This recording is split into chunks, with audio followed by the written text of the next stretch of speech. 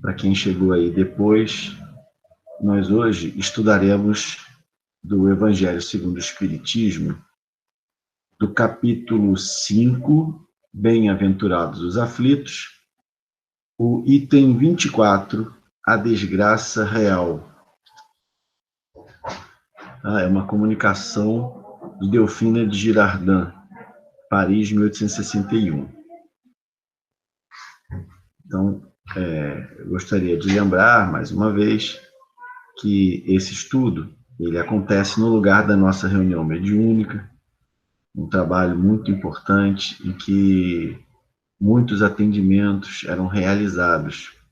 E nós acreditamos que, apesar de não realizarmos a parte propriamente mediúnica, né, ostensivamente mediúnica do trabalho, que durante esse estudo, né, com a nossa cooperação, com a nossa concentração, os nossos pensamentos unidos, nós podemos oferecer material útil para que a espiritualidade superior realize ainda bons e importantes atendimentos, aliviando, então, companheiros, irmãos nossos em sofrimento. Então, vamos todos pensar nas pessoas que nós desejamos beneficiar, pensar nos nossos amigos espirituais que coordenam, que dirigem, que inspiram esse trabalho do alto, e pensar em todos os nossos irmãos que, porventura, necessitados, venham a receber atendimento. A desgraça, toda a gente fala da desgraça, toda a gente já a sentiu e julga conhecer-lhe o caráter múltiplo.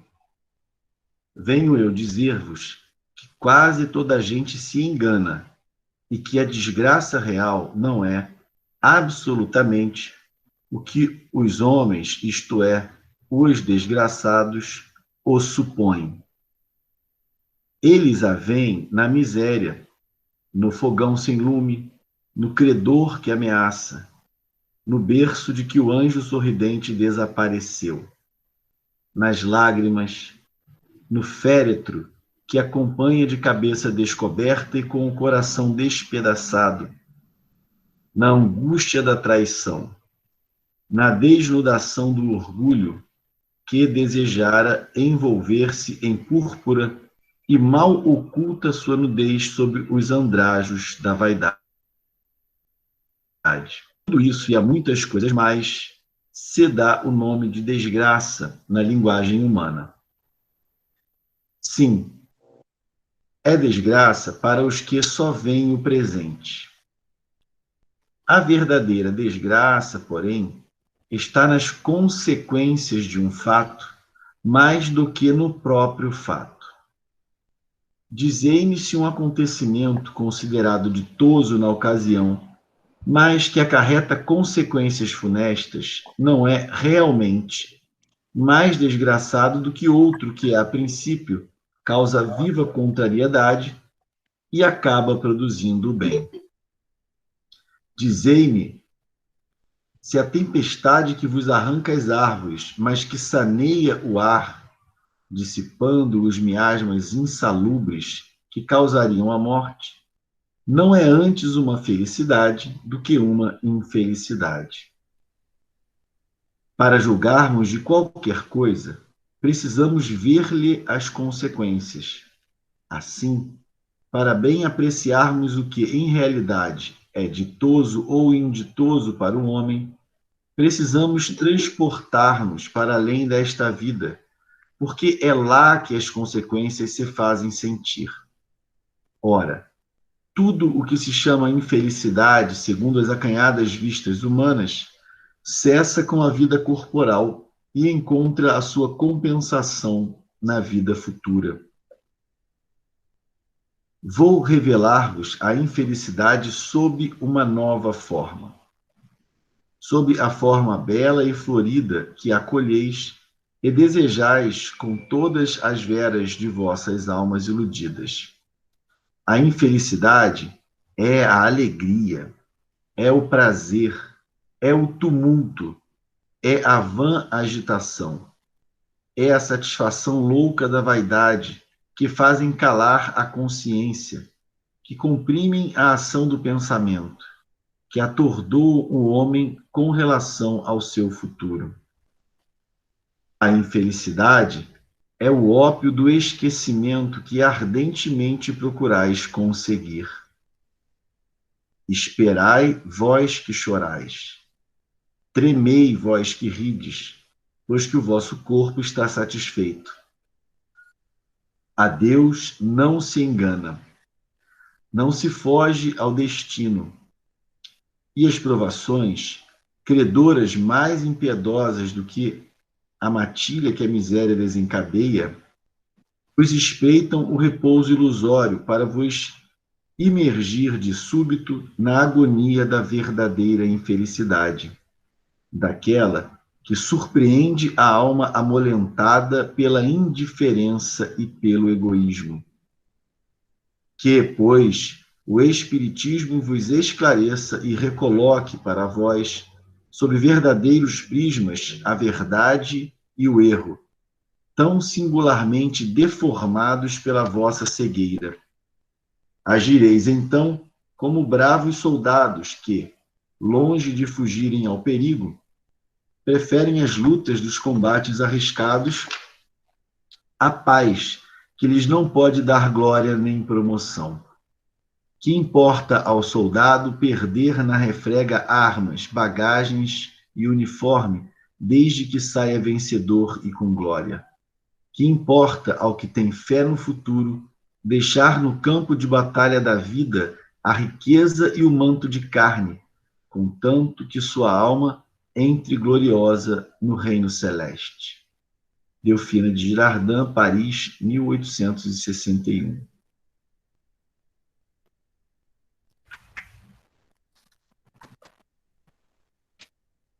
Então, essa é uma mensagem muito importante para nós, porque,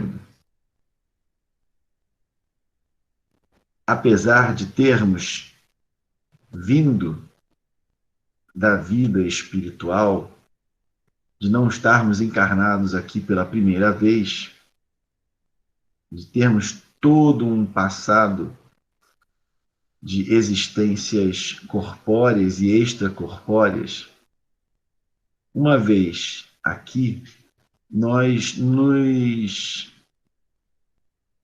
tornamos excessivamente sensíveis ao que diz respeito à matéria, às ações, aos nossos sentidos. E, de certo modo, a verdadeira motivação para estarmos encarnados, os nossos objetivos mais profundos de espíritos imortais, fica para segundo, ou terceiro, ou quarto plano, meio esquecido. Então, essa nossa irmã Delfina de Girardin vem nos chamar a atenção para esse tema importante. Não sei se minha visão se torna excessivamente simplista, mas me parece que, essencialmente, o motivo do nosso sofrimento é procurarmos a felicidade onde ela não está, ou não aceitarmos, não compreendermos a função da adversidade, né, da dificuldade na nossa existência. Então, ou estamos gastando a nossa energia perseguindo aquilo que não nos pode trazer plenitude, ou então estamos nos revoltando contra a impossibilidade de realizarmos esses desejos em função das imposições dessa nossa existência material. Essa leitura, essa mensagem, me lembrou uma outra passagem aqui do Evangelho em que Cura d'Ars é evocado para atender uma irmã que sofria da cegueira física. E ele diz que se estiver ao alcance dele, né, que ele atenderia, mas isso não é o mais importante do que ele diz. Ele passa um tempo que ele foi chamado ali para atender essa irmã, porque acreditava-se que ele poderia curá-la. Essa era a intenção quando ele foi evocado. E, no entanto, ele utiliza esse espaço concedido a ele para ressaltar o quanto poderia ser do interesse daquela irmã permanecer na cegueira física, uma vez que essa prova bem aproveitada poderia trazer-lhe excelentes frutos espirituais. E ele se lamenta, então, de quantos não sabem aproveitar o benefício da visão em seu proveito próprio, ou seja, para a sua evolução, para o seu crescimento. Pelo contrário, utilizam-se dessa ferramenta, desse recurso, para a sua queda, para atrair mais sofrimentos para si. Então, esse quadro, me parece, encaixa perfeitamente dentro dessa ideia aqui da desgraça real, né? Então, nós vemos uma pessoa passando por uma prova e nos compadecemos. E acho que está certo, é natural. Mas se nós já fomos iluminados pelo entendimento espírita, ao contrário de desejarmos apenas que a pessoa se livre das suas dificuldades, nós devemos desejar-lhe forças para superar essas adversidades, tirando delas bom proveito, ou seja, usando essa provação, essa adversidade, para dar mais um passo no sentido da sua evolução. Então, isso é importante quando nós olhamos para os que estão à nossa volta, mas é mais importante ainda, essa compreensão, esse entendimento é mais importante ainda, para nós lidarmos com as adversidades que cabem a nós próprios. Então, eu me lembro, acho que já contei isso aqui antes, né, a minha família toda paterna é espírita já há algumas gerações, mas a minha família materna é de origem metodista, né?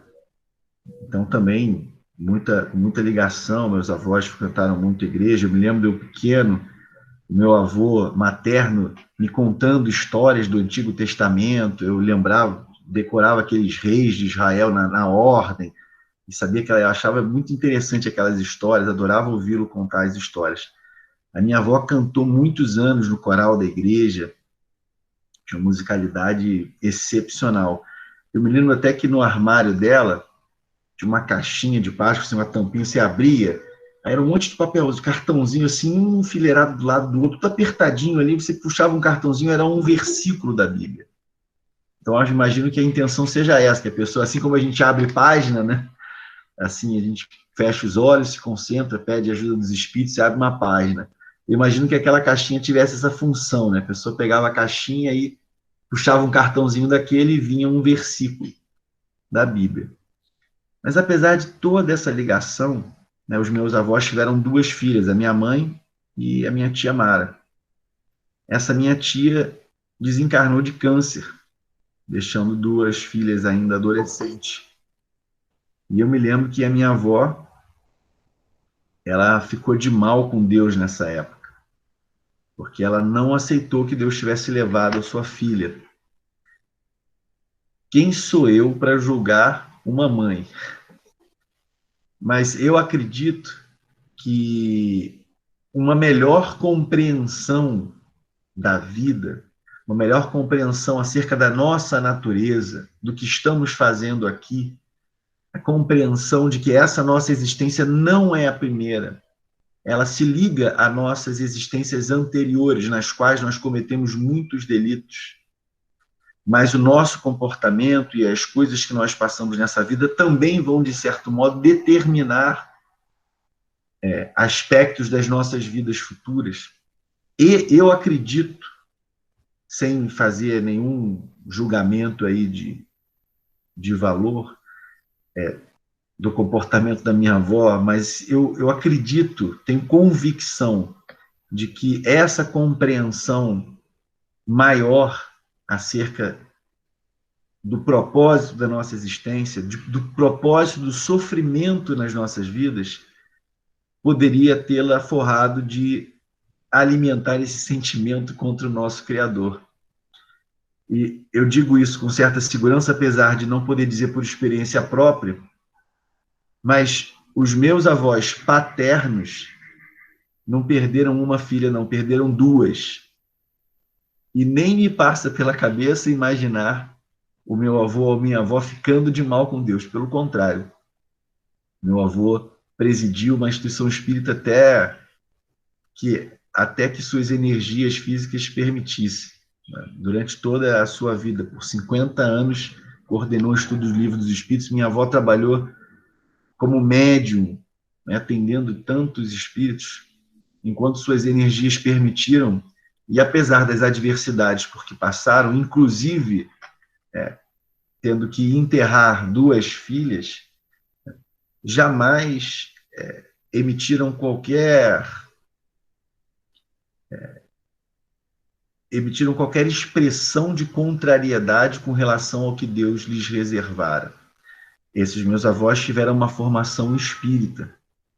Então, não estou querendo comparar, dizer que um é melhor do que o outro, mas estou entendendo que o conhecimento que o Espiritismo nos traz, apesar da nossa fragilidade, apesar de todas as nossas imperfeições, de estarmos ainda tão distantes da perfeição, esse conhecimento compreendido,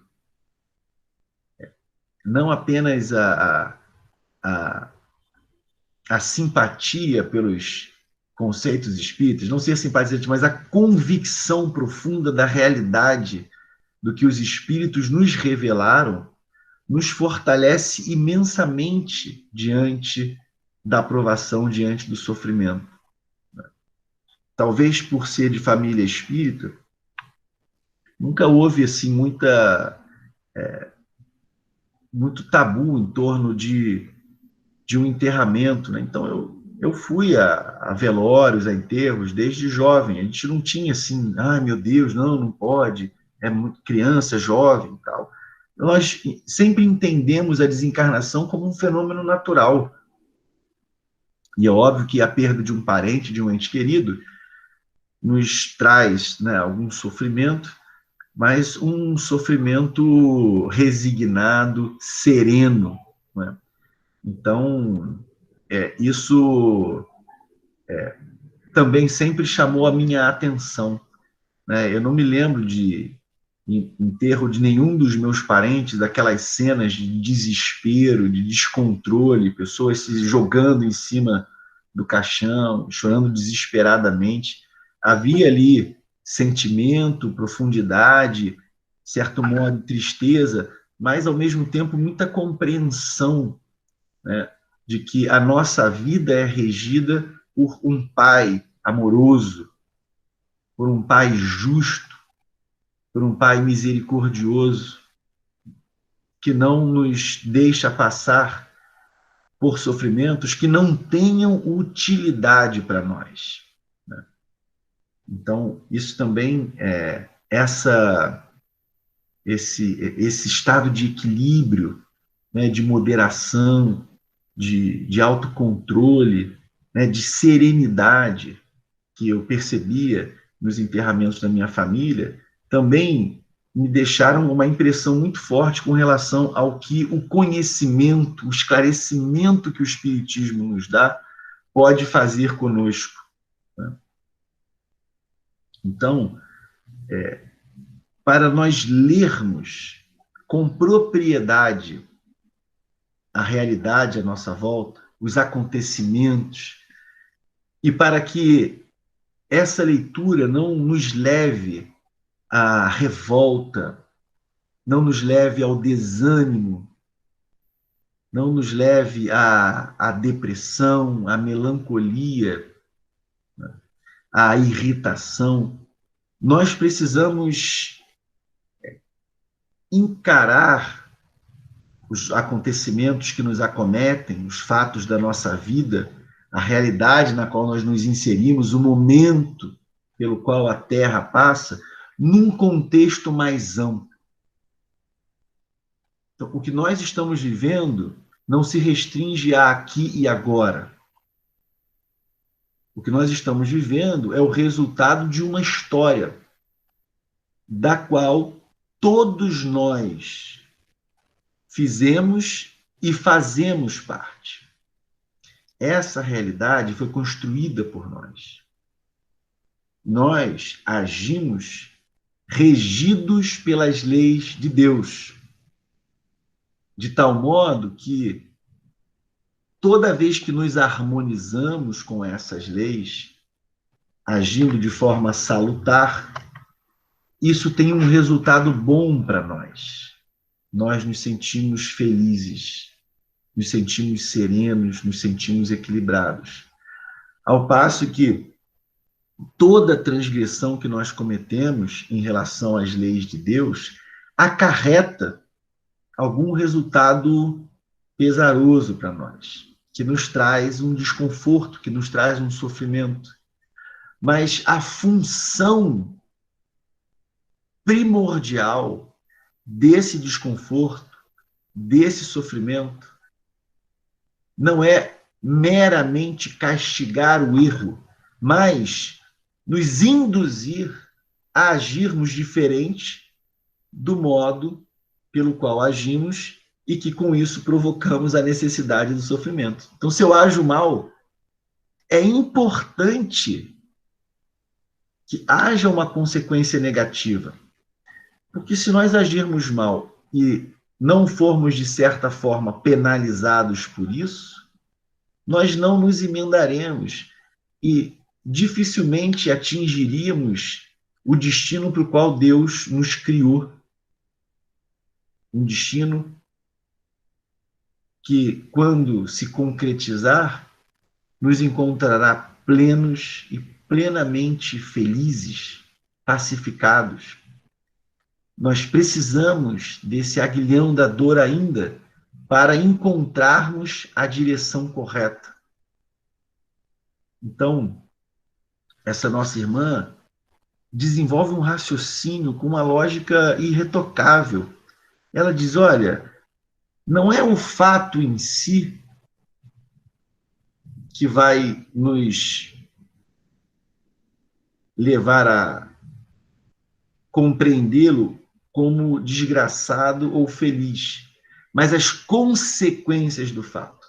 Então, às vezes, nos sensibilizamos sobremaneira diante de uma situação, mas nos desvinculamos das consequências dessa ação. Olhamos só para a situação, para o fato, para o acontecimento em si. Nos precipitamos e julgamos incorretamente. Então, ela diz aqui, dizei-me se um acontecimento considerado ditoso na ocasião, mas que acarreta consequências funestas, não é realmente mais desgraçado do que outro que, a princípio, causa viva contrariedade e acaba produzindo o bem. De fato, nós temos inúmeros exemplos disso nas nossas vidas. Cada um de nós pode olhar para trás, apelando para a memória. E quantas vezes nós fizemos escolhas que nos pareceram acertadas no momento, que nos trouxeram uma satisfação momentânea, nos trouxeram algum tipo de prazer, atenderam a alguma inclinação nossa e que, no entanto, nos reservaram consequências que nós desejaríamos ter evitado. Então, é o famoso: se eu soubesse, não teria feito dessa maneira. Ah, se naquele tempo eu soubesse do que eu sei agora, eu soubesse disso. Quem de nós já não disse isso alguma vez, já não teve esse sentimento em relação a alguma escolha equivocada? Por outro lado, é bem possível que faça parte da história de todos nós também o momento do sofrimento, o momento da dor.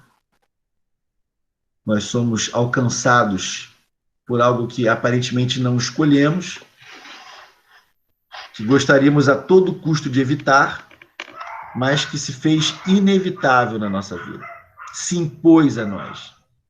Se nós pudéssemos, se tivéssemos o poder, evitaríamos, mas não tendo, tivemos que encarar. E que depois de um tempo, nós pensamos: poxa, até que foi bom que isso tivesse acontecido. Então, é esse raciocínio que a nossa irmã Delfina de Girardin estabelece aqui nessa página belíssima e muito importante, que procura abrir os nossos olhos para a nossa realidade mais profunda. A realidade, ela está muito além do que os nossos 5 sentidos percebem.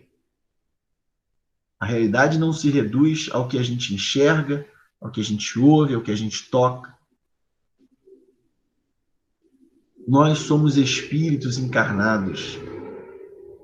A matéria é nosso instrumento de crescimento. Mas os processos mais importantes, aqueles que deveriam ocupar as nossas melhores energias e o nosso pensamento, são os processos que ocorrem dentro de nós, no mais profundo do nosso ser. É o despertamento das nossas virtudes, das nossas potencialidades. A adversidade, a dor, têm sido instrumentos importantes no despertamento dessas virtudes, dessas potencialidades. Eu acredito que, se não entendi incorretamente, em algum momento na nossa caminhada evolutiva, me parece, a dor deixa de ser um instrumento necessário para a continuidade do nosso crescimento. Então, nós temos aqui a descrição de um mundo de regeneração em que não há guerra, em que não há maldade, em que não há doença. Eu poderia dizer: não tem nenhum tipo de sofrimento, de adversidade, de provação lá. Pelo que entendi até agora, me parece que não, mas eu não vou forçar muito nesse sentido, porque não acho tão fundamental para o nosso estudo de hoje. O que eu entendo aqui é que, se não é no mundo de regeneração, vai ser no mundo feliz. Em algum momento, parece, nós deixamos de precisar dessa dor, desse sofrimento, para estimularmos, para impulsionarmos o desenvolvimento das nossas virtudes e potencialidades.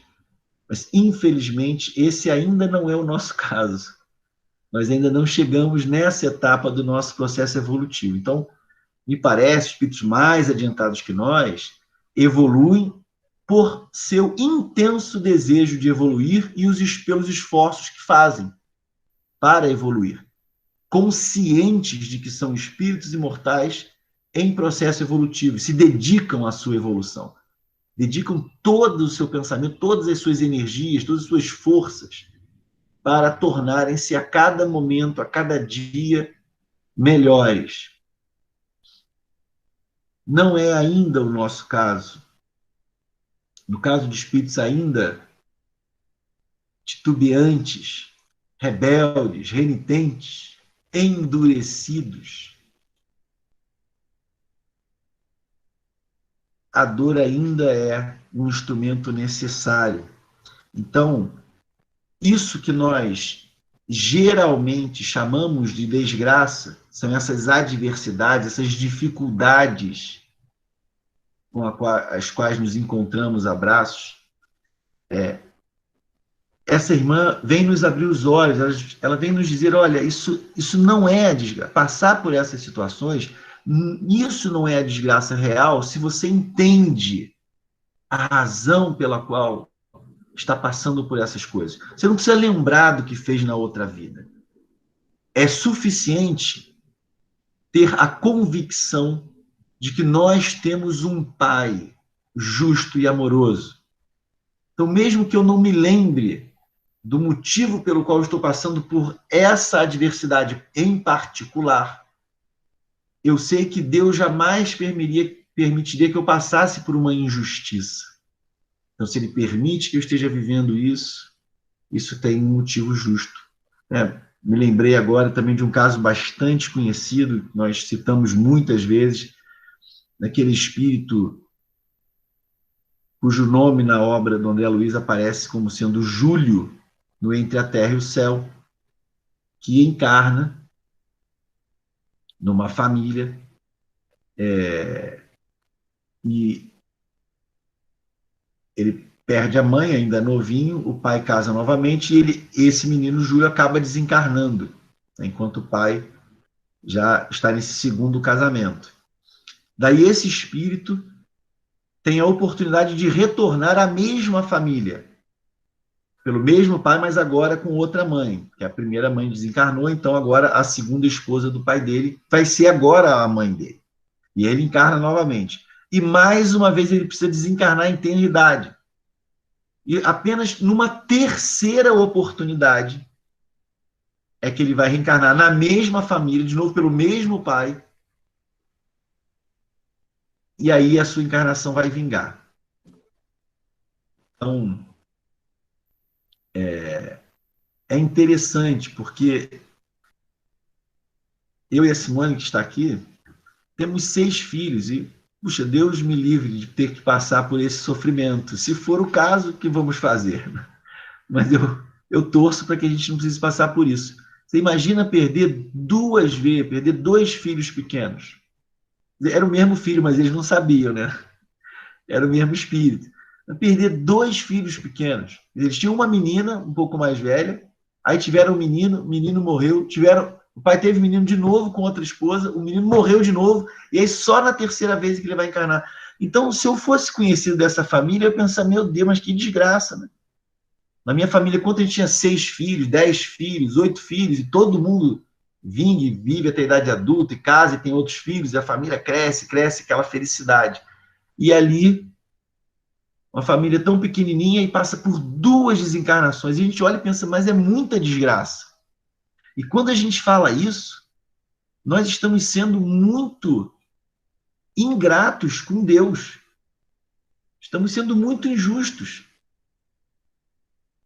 Porque se Deus permitiu isso, isso tem um motivo que fala diretamente ao interesse daqueles espíritos, não só do que desencarnou, como dos seus pais.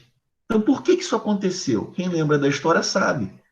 O Júlio, numa vida anterior, na época da Guerra do Paraguai, tentou o suicídio 2 vezes, e na segunda foi bem sucedido. E isso trouxe uma desorganização para o seu perispírito que lhe causava muito sofrimento. A sua primeira mãe, a Odila, visitou-o no plano espiritual, ele encontrava-se na forma infantil e com uma ferida na garganta, porque ele tomou veneno. Esse veneno fez muito mal à sua organização física, mas ele não morreu. E depois ele se tacou no rio e morreu afogado. Veja, não é nem o veneno e nem foram as águas do rio que provocaram mal ao seu perispírito. Foi a sua intenção de autodestruição, seu desejo de se matar, que provocou essa desorganização. Porque se ele tivesse sido envenenado involuntariamente, ou tivesse sido atirado no rio sem que o desejasse, certamente que seu perispírito não sofreria dessa mesma carga negativa, né? Mas a sua intenção de acabar com a própria vida é que causou essa desarmonia no perispírito. E o seu corpo físico serviu-lhe de filtro para essas energias negativas, se é que eu posso me utilizar no termo, aqui uma utilização comparativa, assim, né? Então, o seu perispírito encontrava-se desorganizado, como se estivesse possuindo energias malsãs, negativas. Encarnar e desencarnar permitiu que, de algum modo, aquilo se transferisse. Então, ele encarnou e adoeceu em decorrência. Então, primeiro ele desencarnou afogado numa praia, quando ainda pequena, a primeira vez. Depois ele retorna com a mesma família e desencarna de uma doença respiratória, consequência das suas tentativas, e uma delas vencida, de suicídio na outra vida. Então, se ele não tivesse desencarnado, ele teria uma vida de maiores restrições, aquilo ficaria retido com ele. Então, ele encarna, de algum modo transfere para o corpo aquelas energias negativas, desencarna, e aí pode vir depois em melhores condições. Mas veja, não fosse André Luiz nos revelar essa história, e estaríamos, então, precipitadamente considerando essa história uma desgraça. Poxa, o Amaro perdeu o filho 2 vezes. E um filho com quem ele tinha muita ligação, porque eles eram amigos de outra vida. Ele tinha uma ligação fortíssima com o Júlio. Aliás, motivo até de ciúme da segunda esposa, que depois recebe o Júlio como filho de novo. Mas, inicialmente, a segunda esposa tinha ciúme da relação do esposo, do Amaro, com o filho, Júlio. Tinha ciúme, a ligação era muito forte. E esse pai perdeu o filho. Então, de um modo geral, à nossa vista, perder um filho é uma das piores coisas que pode nos acontecer. Sofrimento atroz. Eu tenho uma colega que perdeu um filho. E eu me sinto extremamente compadecido. Imagino que isso venha me trazer muito sofrimento também, se eu tiver que passar por isso. Mas eu tenho fé em Deus de que, se for o caso, eu encontrarei, na minha convicção no Espiritismo, um instrumento mais do que suficiente para me manter sereno, para que, em momento algum, qualquer sentimento de revolta, né, de ingratidão, possa me tomar, crescer em mim, né? Porque nós recebemos muito esclarecimento. E o que acontece quando nós não conseguimos utilizar o Espiritismo para nos posicionarmos positivamente diante dos sofrimentos que batem à nossa porta? Quando nós, por rebeldia, por orgulho, por inconformação, nos revoltamos contra a situação que nos acomete, nos revoltamos contra o que Deus nos reservou, a única coisa que nós conseguimos com isso é cavar mais sofrimentos para nós. É só isso que a gente ganha. Não vem nada de bom. Nós não só não resolvemos a nossa situação, como ainda criamos em nós a necessidade de passarmos novamente por aquilo, por aquela lição que nós não aprendemos. Então, eu não tenho nenhuma intenção de que, com isso, nós nos tornemos polícia dos outros, no sentido de, poxa, mas você é espírita e está sofrendo assim, e não está... Não é esse o nosso papel, de ficar vigiando o outro, exigindo do outro uma força que, muitas vezes, nós não temos certeza se teríamos no lugar do outro. O que nós devemos fazer é estudar com afinco, com interesse, a doutrina espírita, pedindo sempre a Deus que nos fortaleça o ânimo, que nos ajude a compreendê-la na sua essência, pedir a inspiração dos bons espíritos, para que no momento da nossa prova nós consigamos aprender a lição e nos tornarmos assim pessoas melhores. Não por acaso, nesse exato momento, a câmera da Val abriu e eu enxerguei ela no meio da minha tela. Acho que isso quer dizer alguma coisa com relação ao estudo de hoje. Então, imagino que ela pudesse fazer esse estudo com muito mais propriedade que eu. Mas no caso dela, palavras não são necessárias. Sua experiência conhecida por nós é suficiente. Então, o que nas minhas orações eu peço a Deus não é para que a prova, a adversidade não bata a minha porta, porque eu sei que isso é inútil. Deus não vai, exatamente porque Deus me ama, ele não vai me proteger de toda dor, de toda adversidade. Exatamente porque ele me ama, porque ele sabe que assim eu estacionaria indefinidamente. Então, porque Deus me ama, ele vai deixar sim a adversidade bater na minha porta. A dor vai me encontrar. Já encontrou algumas vezes, mas eu ainda acho que é pouco. O que eu peço a Deus é que me dê essa compreensão, essa força. E olhando aqui para os rostos de vocês todos, a gente sabe de algumas histórias, né? E quantos exemplos há aqui entre nós de superação em situações de sofrimento, né? E ao mesmo tempo também de compaixão, né? De solidariedade.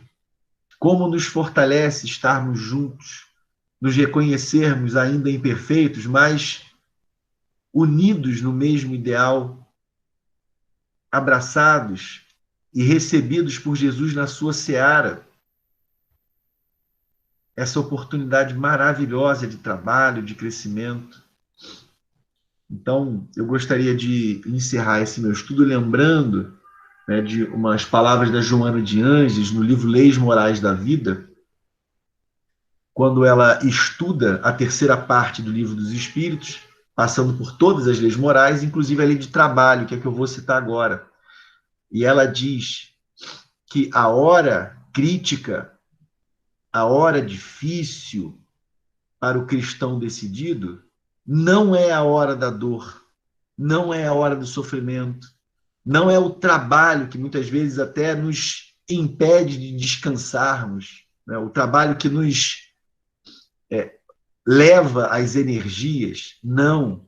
Ela diz a hora perigosa para o cristão decidido é a hora vazia, é a hora da tentação. Então não tenhamos medo do trabalho. Não é? Não vamos usar as nossas dificuldades, as nossas adversidades como desculpa para nos fecharmos em nós, para ficarmos encolhidinhos, sofrendo e tendo pena de nós mesmos. O trabalho na seara do Cristo é o melhor antídoto contra o desânimo, contra a depressão, contra o estacionamento, né? Então, se nós olharmos para a vida do Chico Xavier, uma vida de total doação ao trabalho, foi uma vida isenta de sofrimento? Uma vida isenta de adversidade? O Chico se sustentou com o dinheiro que ganhou com venda de livro? Não, a vida do Chico foi uma vida de muito trabalho, desde muito cedo,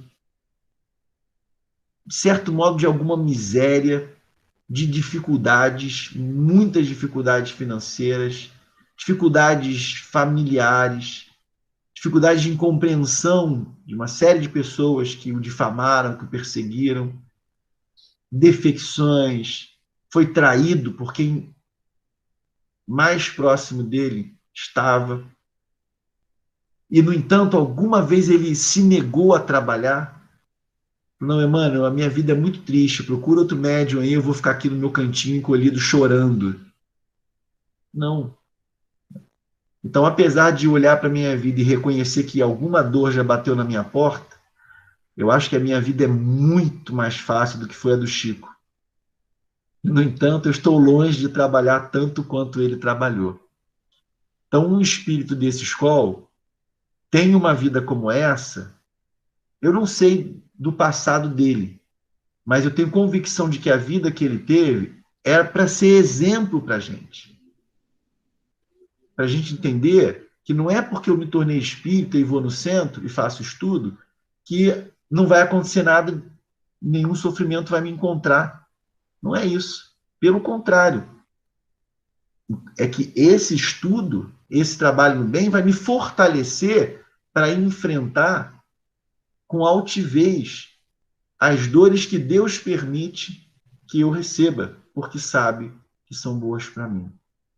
Então, que vocês possam, com mais calma, com mais vagar, ler novamente essa página, refletir sobre ela, né, e fazer as conexões dela com as suas vidas pessoais, com os momentos pelos quais possam estar passando, né? E vamos pedir ajuda a Deus, a Jesus, aos nossos amigos espirituais, porque nenhum de nós encontra-se sozinho.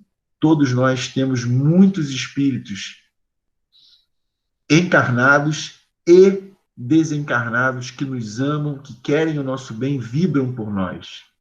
E esperam apenas, às vezes, uma abertura nossa para nos inspirar para o bem. Então, meus irmãos, minhas irmãs, eu findo esse estudo me sentindo muito feliz por essa oportunidade, por poder ver mais uma vez cada um de vocês. Peço que pensem nos seus entes queridos, nos seus conhecidos, nos seus amigos que desejam beneficiar através da prece, e que eu peço, então, para que a Vera faça a nossa prece de encerramento.